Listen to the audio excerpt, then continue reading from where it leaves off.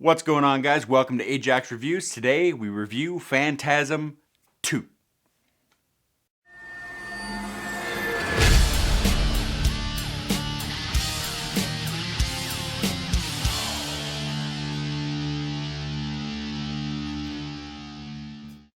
Directed by Don Coscarelli, Mike, now released from a psychiatric hospital, continues his journey to stop the evil tall man from his grim work. So, after watching the first movie, I realized maybe I was a little bit too rash as far as having to wait so long to watch these movies. Because, as I said, it wasn't terrible. But going into part 2, my expectations were a little bit higher. Because I had heard through many people that Phantasm 2 was the best out of the entire series. And so now my hopes are high. Because, again, like I said, the first one wasn't terrible. So, going from not terrible to what is considered the best, my expectations were up. So, with that being said, let's get on to the review.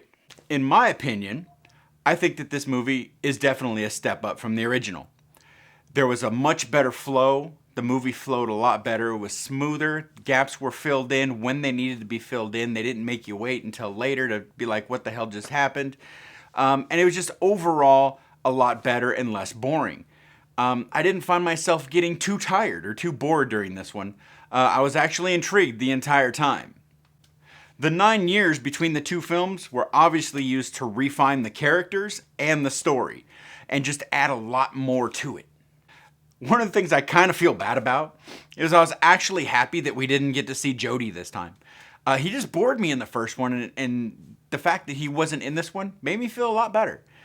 Maybe that was one of the reasons that I disliked the original. Who knows? We'll see going forward. Grandma. Another thing that was really good about it was the Jawas were back. I know they're not really Jawas, but they're Jawas. We know this. We've been through this. It told more of their story, but the one thing that I didn't like about that was that they actually showed their faces. I liked how in the original that they were mysterious and you didn't really get to see what they looked like. In this one, it took away some of that mystery, and that was one of the downsides to them showing the Jawas. So speaking of things that I liked and disliked, let's go with what did I like about this movie. I really liked the development of the characters. The characters, they were so much better in this movie. The fact that they replaced Michael, I actually really liked. I'm probably going to get fucking booed for that, but I actually preferred this actor as opposed to the original actor.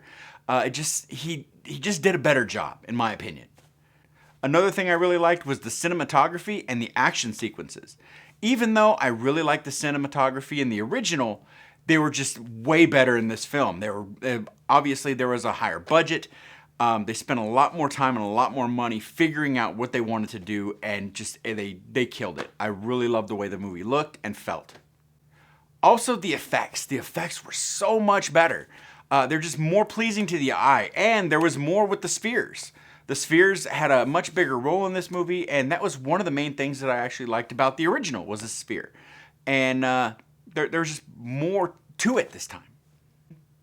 And who could not like a 4-barrel shotgun?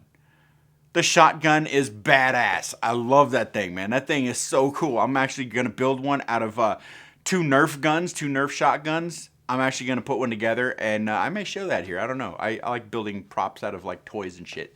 So that was really cool. I really love that shotgun.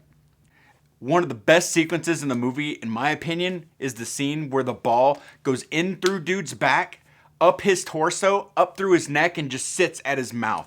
It was so fucking cool looking, man. I was just like, whoa, that is badass. Like, that was one of the coolest deaths in a movie like this that I've ever seen. I've seen some cool deaths in movies, but this one was just original. I really liked the way it was done, and I liked the way that when you see the front of him, the ball is just sitting there trying to like continue getting out, and it was just, dude, I loved it. Again, I love the Jawas. I love those things. Those things are so cool. And the end scene at the mortuary, dude, that was just cool as hell. I really liked that. That was badass, man. The ending of this movie was really, really good. Now for the things that I disliked. One of the things that I really disliked was Kemi. I didn't like her from the moment she popped up, man. Just seemed like something wasn't right with her. It's like, really, man? You're just so willing to, like, hang out with old pervy Reggie? Like, come on, man. Speaking of Reggie, he came off even more pervy and rapey in this movie. Like, Jesus Christ, dude. Let's tone it down a notch. Right. We'll just stay in bed. We'll be back before dawn. Like, you're standing out there, man. Like, you should be on a list. Another thing I didn't really like was there were too many long sequences where they were trying to tell the story. These could have been cut down and the same story could have been told. It just seemed like some of these scenes went way too long. And the main thing that I hated about this movie was they destroyed the damn Cuda. Like, what the hell, man? That car was awesome. Why would you do that? Fuck, man.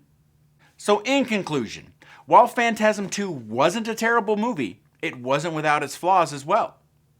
I mean, a lot of the scenes just went on way too long. And the journey, again, from A to B wasn't as enjoyable as it could have been. However, the ending scene of this movie was amazing. The scene at the mortuary was just badass. If any scene in this movie needed to be longer, it was that one. So, would I recommend this movie? Absolutely. Actually, I enjoyed this movie and I look forward to part 3. So with that being said, I'm going to give this one a 3.5 out of 5. And that's going to do it for me for today, guys. So until next time, stay smart, stay clean, keep the dream. Don't let the man get you down, because if he does, he might cut off his hand and use his hand and the sphere as a key and open up your prison pocket and access all your Jawas. And you don't want that. Why? Because your Jawas need to stay in your prison pocket. That's why.